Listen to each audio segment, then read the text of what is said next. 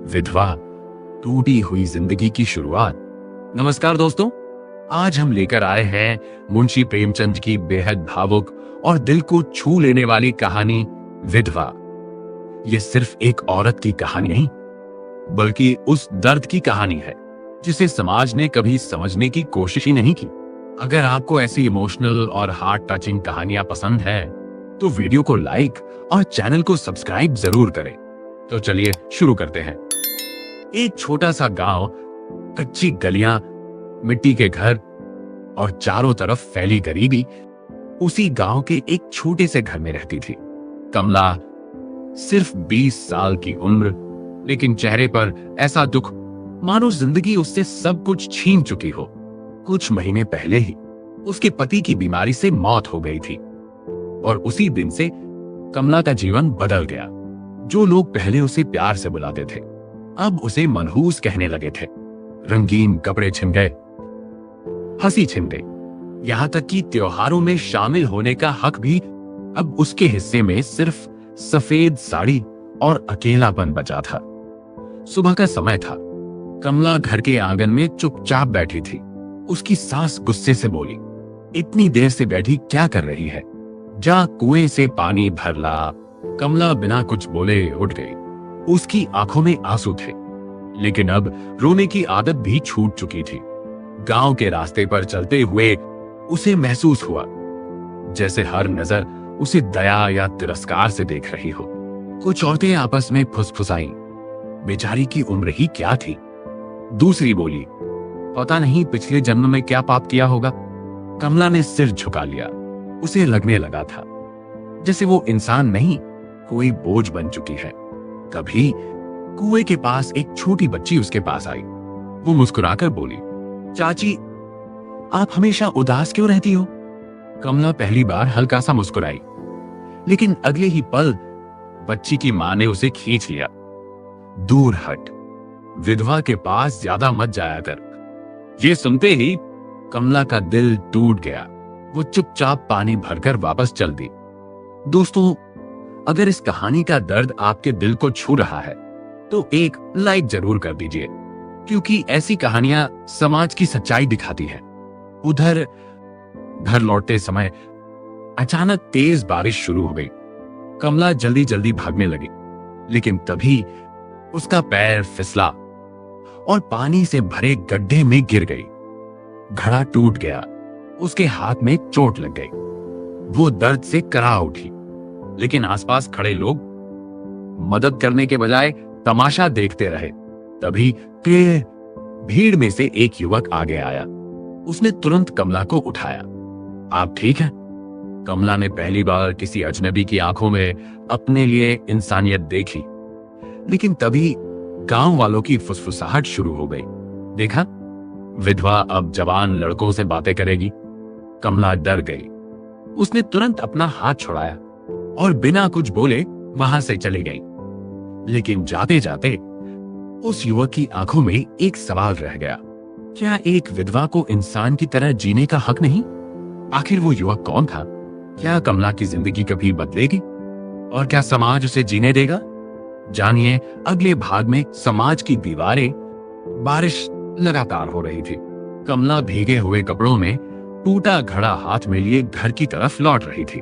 उसके हाथ से खून बह रहा था, लेकिन उससे ज्यादा दर्द गांव वालों की बातों ने दिया था। विधवा होकर जवान लड़कों से सहारा ले रही थी। ये शब्द उसके कानों में बार बार गूंज रहे थे। उधर जिस युवक ने उसकी मदद की थी वो अब भी वहीं खड़ा था। उसकी आंखों में दया नहीं, सम्मान था। उसने धीरे से कहा, कैसा समाज है ये, जहां गिरते इंसान को उठाने से पहले लोग उसकी हालत देखते हैं। उस युवक का नाम अरुण था। वो शहर से पढ़ाई करके कुछ दिन पहले ही गांव लौटा था। बड़े शहरों में उसने बहुत कुछ देखा था, लेकिन अपने ही गांव की सोच देखकर वो अंदर से टूट गया था। उधर कमला जैसे ही घर पहुंची, उसकी सास गुस्से से चिल्ला उठी, इतनी देर कहां मर गई थी? 500 ईंट। फिर उसकी नजर टूटे घड़े पर पड़ी। अब घड़े भी तोड़ने लगी। मनहूस कहीं की। कमला डरते हुए बोली, मांझी रास्ते में पैर फिसल गया था। लेकिन उसकी बात पूरी होने से पहले ही सास फिर चिल्लाई, जिस दिन से इस घर में आई है सिर्फ अपशकुन ही हुआ है। कमला चुपचाप सिर झुकाकर खड़ी रही। उसे अब आदत हो चुकी थी, हर गलती का दोष उसी पर डाल दिया जाता था। तभी बाहर से आवाज आई, काकी दरवाजा खोलिए। ओके, दरवाजा खोलिए। This Shaba birthday, see you must okay but Shaba. Kamla की सास बाहर गई। सामने अरुण खड़ा था। उसके हाथ में नया घड़ा और दवाई थी। वो बोला, कमला जी के हाथ में चोट लगी है, ये दवाई दे दीजिए। सास की आंखें संदेह से सिकुड़ गईं। तुम्हें उसकी इतनी चिंता क्यों हो रही है? अरुण शांत स्वर में बोला, क्योंकि वो इंसान है। लेकिन ये सुनते ही पास खड़े कुछ गांव वाले हंसने लगे। लो सुनो, अब शहर पढ़कर आए लड़के विधवाओं की चिंता करेंगे। दूसरा आदमी बोला, कल को यही शादी भी कर लेगा। सभी जोर जोर से हंस पड़े। अरुण की मुट्ठियां भींच गईं, लेकिन उसने खुद को शांत रखा। वो धीरे से बोला, जिस समाज में दुखी इंसान की मदद करना मजाक बन जाए, वो समाज खुद बीमार होता है। इतना कहकर वो चला गया, लेकिन उसकी बातें कई लोगों के दिल में चुभ गई। रात का समय था। कमला अपने छोटे से कमरे में अकेली बैठी थी। बाहर बारिश की आवाज गूंज रही थी। उसके हाथ में वही दवाई थी जो अरुण देकर गया था। सालों बाद किसी ने उसकी तकलीफ पूछी थी। उसकी आंखों से आंसू बहने लगे। लेकिन तभी बाहर से जोर जोर की आवाजें आने लगीं। गांव के कुछ आदमी गुस्से में चिल्ला रहे थे, उस शहर वाले लड़के को सबक सिखाना होगा, गांव की औरतों का चरित्र खराब करेगा। कमला घबरा गई। उसे एहसास हो गया कि अरुण सिर्फ उसकी मदद करके गांव वालों का दुश्मन बन चुका है। उधर अरुण अपने घर लौट रहा था। रात पूरी तरह अंधेरी हो चुकी थी। तभी अचानक 4 आदमी उसके सामने आकर खड़े हो गए। उनके हाथों में लाठियां थी। एक आदमी गुस्से से बोला, बहुत हमदर्दी हो रही है विधवा से। अरुण समझ गया, मुसीबत अब उसके सामने खड़ी है। क्या अरुण पर हमला होगा? क्या कमला उसकी मदद कर पाएगी? और क्या समाज कभी अपनी सोच बदलेगा? जानिए अगले भाग में रात का हमला। गांव की वो अंधेरी रात अब और भी डरावनी हो चुकी थी। आसमान में काले बादल छाए थे, चारों तरफ सन्नाटा था और बीच रास्ते में 4 आदमी लाठियां लिए अरुण के सामने खड़े थे। अरुण समझ गया कि ये लोग उसे डराने नहीं, सबक सिखाने आए हैं। एक आदमी गुस्से से बोला, बहुत दया आ रही थी उस विधवा पर। दूसरा बोला, गांव की इज्जत खराब करेगा तू? अरुण ने शांत आवाज में कहा, किसी घायल इंसान की मदद करना गुनाह कब से हो गया? लेकिन उसकी बात पूरी होने से पहले ही एक आदमी ने लाठी उठाकर हमला कर दिया। अरुण पीछे हट गया, लेकिन अगले ही पल चारों आदमी उस पर टूट पड़े। अंधेरी सड़क पर मारपीट शुरू हो गई। लाठियों की आवाज सुनसान रास्ते में गूंज रही थी। अरुण ने एक आदमी को धक्का देकर दूर किया, लेकिन तभी पीछे से किसी ने उसके कंधे पर जोरदार वार किया। वो लड़खड़ाकर जमीन पर गिर पड़ा। उधर कमला अपने कमरे में बैठी थी, लेकिन उसका मन बहुत बेचैन था। उसे बार बार लग रहा था कि अरुण किसी मुसीबत में है। तभी दूर से किसी के चीखने की आवाज आई। कमला घबरा गई। वो बिना सोचे घर से बाहर दौड़ पड़ी। बारिश अब भी हो रही थी। गांव की गलियां कीचड़ से भर चुकी थी, लेकिन कमला भागती रही। उधर अरुण जमीन पर गिर चुका था। उसके माथे से खून बह रहा था। एक आदमी गुस्से से बोला, आज के बाद अगर उस विधवा के पास दिखा तो जान से मार देंगे। तभी अचानक पीछे से आवाज आई, रुको। सबकी नजर घूमी। वहां कमला खड़ी थी, भीगी हुई सफेद साड़ी, डरी हुई आंखें, लेकिन चेहरे पर हिम्मत साफ दिखाई दे रही थी। वो कांपती आवाज में बोली, इनकी गलती सिर्फ इतनी है कि इन्होंने मेरी मदद की थी। एक आदमी हंस पड़ा। देखा, अब विधवा खुद बचाने आ गई। सभी जोर जोर से हंसने लगे। कमला की आंखों में आंसू आ गए, लेकिन इस बार उसने सिर नहीं झुकाया। वो बोली, अगर किसी दुखी इंसान की मदद करना पाप है, तो सबसे बड़ा पापी ये समाज है। कुछ पल के लिए पूरा माहौल शांत हो गया।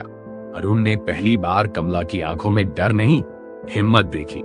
लेकिन तभी भीड़ में खड़े एक बूढ़े आदमी ने गुस्से से कहा, बहुत बोलने लगी है ये विधवा, कल पंचायत में फैसला होगा। तब पता चलेगा गांव में रहने का अधिकार किसे है। ये सुनते ही कमला के चेहरे का रंग उड़ गया। गांव की पंचायत मतलब पूरे गांव के सामने अपमान। उधर अरुण धीरे धीरे उठ खड़ा हुआ। उसने कमला की तरफ देखा और पहली बार उसके दिल में सिर्फ दया नहीं, सम्मान पैदा हुआ।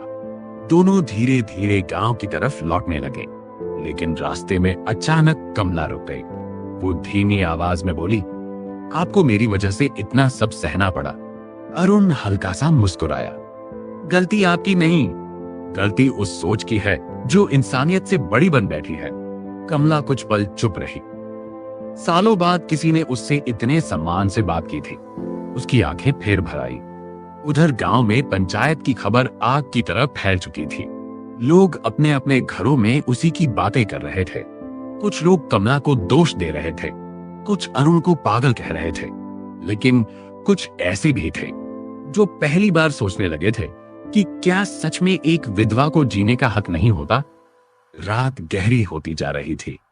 कमला अपने कमरे में अकेली बैठी थी। उसके कानों में बार बार वही शब्द गूंज रहे थे, कल पंचायत में फैसला होगा। उसे लग रहा था जैसे कल उसकी जिंदगी का फैसला होने वाला है। लेकिन तभी अचानक उसके कमरे की खिड़की पर किसी ने हल्की दस्तक दी। कमला डर गई। उसने कांपते हाथों से खिड़की खोली और सामने जो चेहरा था उसे देखकर वो हैरान रह गए। वो अरुण था। आखिर अरुण इतनी रात को कमला से मिलने क्यों आया? पंचायत में क्या फैसला होगा? और क्या कमला की जिंदगी अब और मुश्किल होने वाली है? जानिए अगले भाग में। पंचायत की रात पूरी तरह शांत थी। दूर कहीं कुत्तों के भौंकने की आवाज आ रही थी। कमला अपने छोटे से कमरे में अकेली बैठी थी। उसके मन में डर था। कल पंचायत में क्या होगा? क्या पूरा गांव उसे अपमानित करेगा? तभी खिड़की पर फिर हल्की दस्तक हुई। कमला ने डरते हुए खिड़की खोली। सामने अरुण खड़ा था। बारिश की बूंदें अब भी उसके कपड़ों पर थीं। माथे की चोट से हल्का खून निकल रहा था। कमला घबरा गई। आप इतनी रात को यहाँ क्यों आए हैं? अरुण धीमी आवाज में बोला, आपसे एक जरूरी बात करनी थी।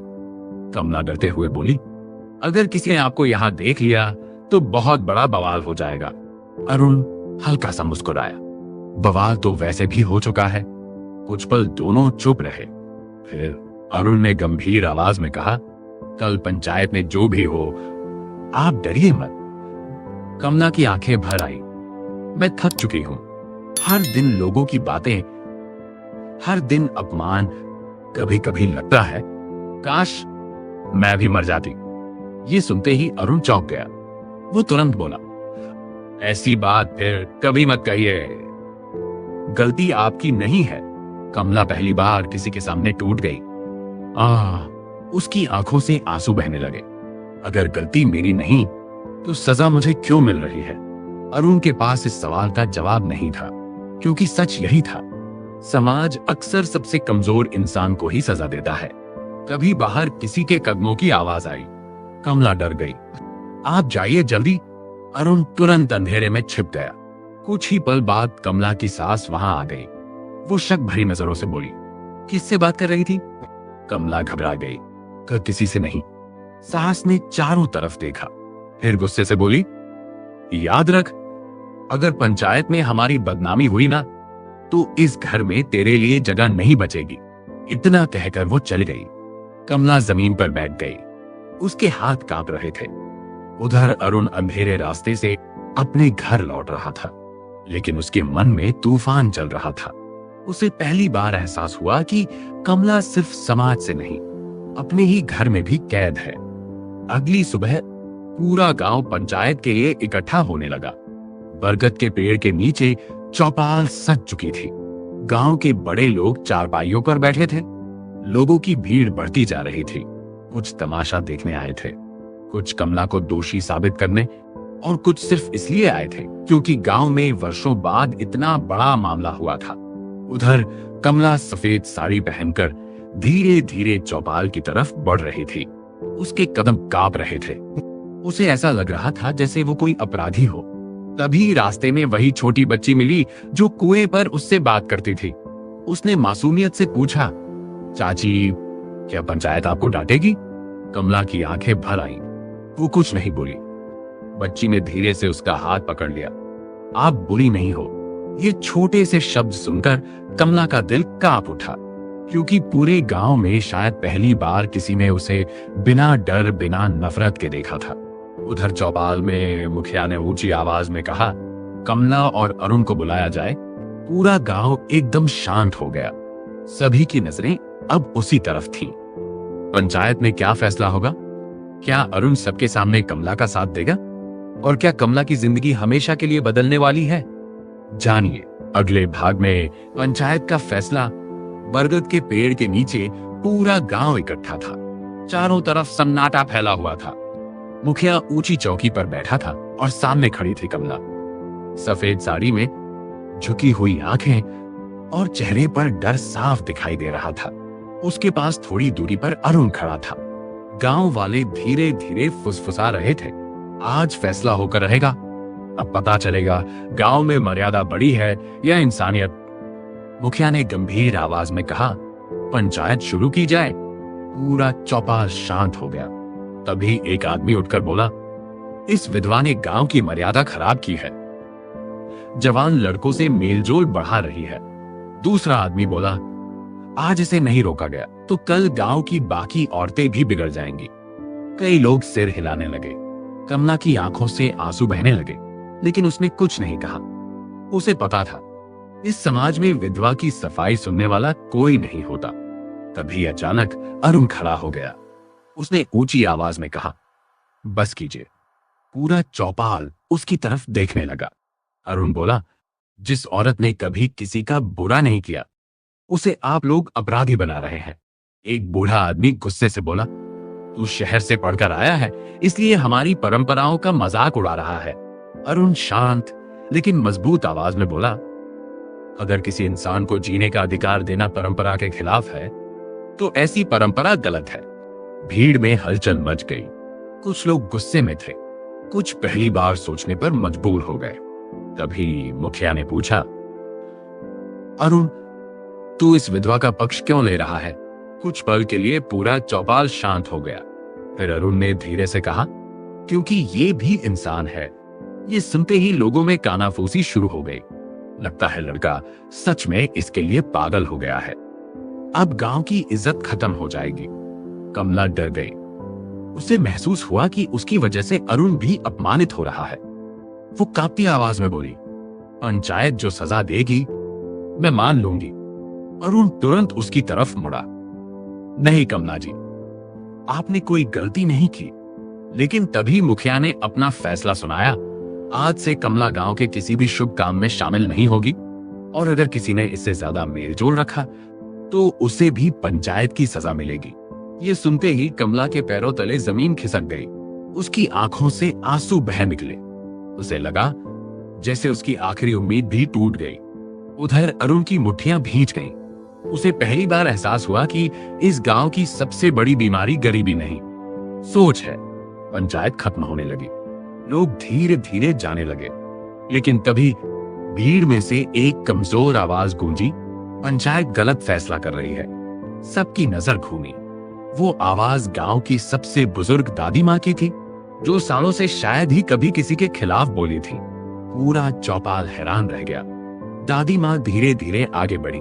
उन्होंने कमला की तरफ देखा, फिर पंचायत की तरफ मुड़कर बोली, तुम लोग इस लड़की को दोष दे रहे हो?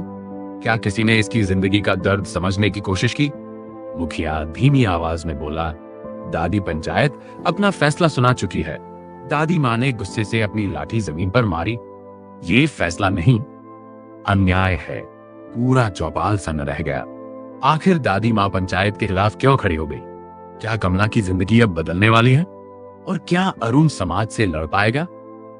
जानिए अगले भाग में दादी माँ का सच। पूरा चौपाल एकदम शांत हो गया था। किसी को विश्वास नहीं हो रहा था कि दादी माँ पंचायत के खिलाफ खड़ी हो जाएंगी। दादी माँ धीरे धीरे आगे बढ़ी। उनकी झुकी हुई कमर, कांपते हाथ, लेकिन आवाज में अजीब ताकत थी। उन्होंने कमला के सिर पर हाथ रखा और बोली, इस लड़की का दोष सिर्फ इतना है कि इसका पति मर गया। लेकिन क्या पति की मौत के साथ इसकी जिंदगी भी खत्म हो जानी चाहिए? गांव वाले एक दूसरे का चेहरा देखने लगे। मुखिया ने गंभीर आवाज में कहा, दादी, समाज नियमों से चलता है। दादी मां तुरंत बोली, जिस नियम में इंसानियत ना हो वो नियम नहीं, अत्याचार होता है। ये सुनते ही चौपाल में फुसफुसाहट शुरू हो गई। कुछ लोग नाराज थे, लेकिन कुछ पहली बार सोचने लगे थे। तभी दादी मां की आंखें भर आईं। उन्होंने धीरे से कहा, जब मैं 16 साल की थी तब मैं भी विधवा हो गई थी। पूरा चौपाल सन्न रह गया। कमला ने हैरानी से उनकी तरफ देखा। दादी मां आगे बोली, उस दिन से मेरे रंगीन कपड़े छीन लिए गए, मुझे त्योहारों से दूर कर दिया गया। लोग मुझे मनहूस कहने लगे, उनकी आवाज कांपने लगी। मैं सारी जिंदगी चुप रही, क्योंकि मुझे लगता था यही समाज का नियम है। लेकिन आज इस लड़की को देखकर ऐसा लगता है जैसे मैं खुद फिर से वही दर्द जी रही हूं। कमला फूट फूट कर रो पड़ी, क्योंकि पहली बार किसी ने उसके दर्द को समझा था। उधर अरुण की आंखें भी नम हो गईं। तभी भीड़ में से एक आदमी बोला, अगर हर विधवा को खुली छूट दे दी जाए तो समाज बिगड़ जाएगा। दादी मां गुस्से से उसकी तरफ मुड़ी। समाज औरतों की जिंदगी बर्बाद करके नहीं बचता, समाज इंसानियत से बचता है। ये सुनकर कई औरतों ने सिर झुका लिया, क्योंकि कहीं ना कहीं उन्हें अपनी जिंदगी भी कमला जैसी लग रही थी। तभी कमला कांपती आवाज में बोली, मैंने कभी किसी का बुरा नहीं चाहा, फिर भी मुझे हर दिन सजा क्यों मिलती है? उसकी आवाज सुनकर कुछ लोगों की आंखें भर आईं। लेकिन तभी अचानक भीड़ के पीछे से एक आदमी भागता हुआ आया। वो हाफते हुए बोला, मुखिया जी जल्दी चलिए। गांव के बाहर पुराने कुएं में एक औरत ने कूदकर जान दे दी। पूरा चौपाल सन्न रह गया। दादी मां की आंखें डर से फैल गईं, क्योंकि वो औरत भी एक विधवा थी। उधर कमला के हाथ कांपने लगे। उसे ऐसा महसूस हुआ जैसे वो खुद अपनी ही परछाई का अंत सुन रही हो। पूरा गांव घबराकर कुएं की तरफ दौड़ पड़ा। बारिश फिर से शुरू हो चुकी थी। आसमान में बिजली चमक रही थी। जब लोग कुएं के पास पहुंचे तो वहां जमीन पर सफेद साड़ी में एक औरत की लाश पड़ी थी। उसकी बूढ़ी मां जोर जोर से रो रही थी। मेरी बेटी ने क्या बिगाड़ा था किसी का? सिर्फ विधवा थी ना। पूरा माहौल भारी हो गया। अरुण धीरे धीरे आगे बढ़ा। उसने गांव वालों की तरफ देखकर कहा, आज इसकी मौत हुई है, लेकिन असली हत्यारा कौन है? भीड़ एकदम शांत हो गई। अरुण की आवाज अब और तेज हो चुकी थी। वो समाज जो एक औरत से जीने का अधिकार छीन ले, वो लोग जो उसे हर दिन अपमानित करे, और वो परंपराएं जो इंसान को इंसान ना समझे। कई लोगों ने नजरें झुका ली। तभी अचानक एक छोटा लड़का घबराकर भागता हुआ आया। वो जोर से चिल्लाया, कमला चाची, आपके घर में आग लग गई। ये सुनते ही कमला के पैरों तले जमीन खिसक गई। आखिर कमला के घर में आग कैसे लगी? क्या ये हादसा था या किसी की साजिश? और क्या कमला अब सब कुछ खो देगी? जानिए अगले भाग में, कमला चाची, आपके घर में आग लग गई। ये सुनते ही कमला के पैरों तले जमीन खिसक गई। वो बिना कुछ सोचे गांव की तरफ दौड़ पड़ी। उसकी सांसें तेज हो चुकी थीं। बारिश के बीच मिट्टी से भरे रास्तों पर वो लड़खड़ाते हुए भाग रही थी। उधर पूरा गांव भी उसके पीछे दौड़ पड़ा। जैसे ही कमला अपने घर के पास पहुंची, उसकी आंखें फटी की फटी रह गईं। पूरा घर आग की लपटों में घिरा हुआ था। छप्पर जल रहा था। लकड़ियां टूट टूट कर गिर रही थी और चारों तरफ धुआं फैल चुका था। कमला चीख पड़ी, माँ जी। उसकी सांस अंदर फंसी हुई थी।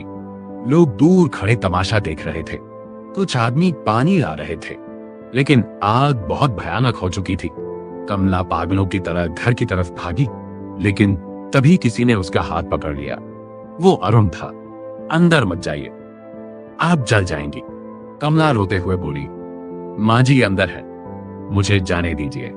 उसकी आवाज सुनकर भीड़ में डर फैल गया। तभी अंदर से मदद की कमजोर आवाज आई, बचाओ। कमला खुद को छुड़ाकर आग की तरफ दौड़ी, लेकिन अगले ही पल अरुण तेजी से जलते घर के अंदर घुस गया। पूरा गांव सन्न रह गया। आग की लपटें अब और तेज हो चुकी थीं। धुआं इतना था कि कुछ दिखाई नहीं दे रहा था। कमला रोते हुए जमीन पर बैठ गई। उसकी आंखें दरवाजे पर टिकी थी।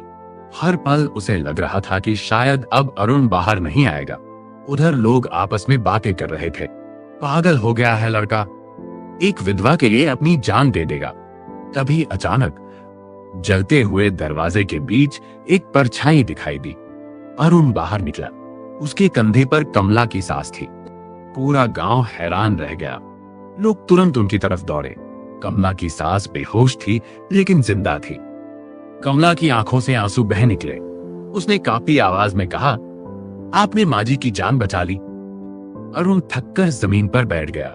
उसके हाथ जल चुके थे लेकिन उसके चेहरे पर सुकून था। तभी अचानक कमला की सास धीरे धीरे होश में आई। उन्होंने सबसे पहले अरुण की तरफ देखा, फिर कमला की तरफ। कुछ पल तक वो चुप रहीं और फिर उनकी आंखों से आंसू बहने लगे। कमला हैरान रह गई क्योंकि उसने पहली बार अपनी सास की आंखों में नफरत नहीं, पछतावा देखा था। सास कांपती आवाज में बोली, जिसे मैं अपशकुन कहती रही, आज उसी की वजह से मेरी जान बची है। पूरा गांव शांत हो गया। तभी भीड़ में से किसी ने कहा, लेकिन आग लगी कैसे? सब लोग एक दूसरे का चेहरा देखने लगे। उधर अरुण की नजर अचानक घर के पीछे गई। वहां मिट्टी पर मिट्टी के तेल का खाली डिब्बा पड़ा था।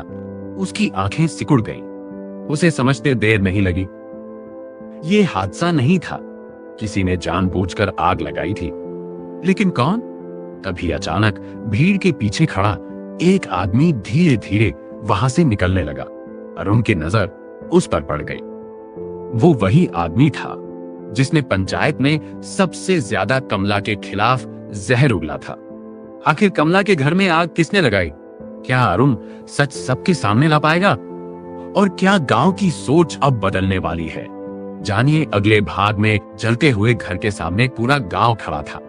बारिश अब धीमी हो चुकी थी लेकिन हवा में अब भी धुएं की गंध फैली हुई थी। कमला अपनी सास के पास बैठी थी। उसकी आंखों से लगातार आंसू बह रहे थे। उधर अरुण की नजर बार बार उस खाली मिट्टी के तेल के डिब्बे पर जा रही थी। उसे पूरा यकीन हो चुका था, ये आग हादसा नहीं थी, किसी ने जानबूझकर लगाई थी। तभी उसने देखा भीड़ के पीछे खड़ा रघुवीर धीरे धीरे वहां से निकलने की कोशिश कर रहा था। रघुवीर गांव का वही आदमी था जिसने पंचायत में सबसे ज्यादा कमला का अपमान किया था। अरुण तुरंत उसकी तरफ बढ़ा। रुको, रघुवीर घबरा गया। क्या हुआ? अरुण ने उसकी आंखों में देखते हुए कहा, इतनी जल्दी कहां जा रहे हो? रघुवीर गुस्से से बोला, मुझे किसी से डर नहीं लगता। लेकिन उसकी कांपती आवाज का डर साफ बता रही थी। तभी अरुण ने जमीन पर पड़ा मिट्टी के तेल का डिब्बा उठाया। अगर डर नहीं लगता तो बताओ ये डिब्बा यहां कैसे आया? पूरा गांव चौंक गया। लोग एक दूसरे का चेहरा देखने लगे। रघुवीर तुरंत बोला, मुझे क्या पता।